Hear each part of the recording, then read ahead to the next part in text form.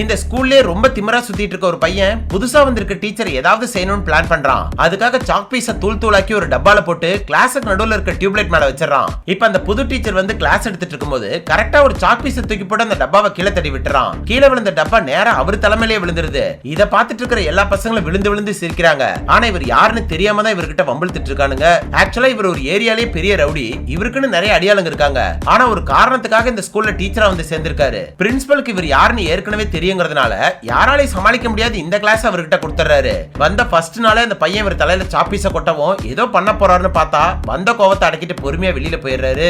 இன்னொரு நாள் டெஸ்ட் வைக்கிறதுக்காக எல்லாருக்கும் டெஸ்ட் பேப்பர் கொடுக்கறாரு. ஆனா அதுல சில பேர் தான் எழுதுறாங்க, சில பேர் கொஞ்சம் கூட மதிக்காம அதை வாங்கி ஓரமா வச்சுட்டு அவங்க வேலையை பாக்குறாங்க.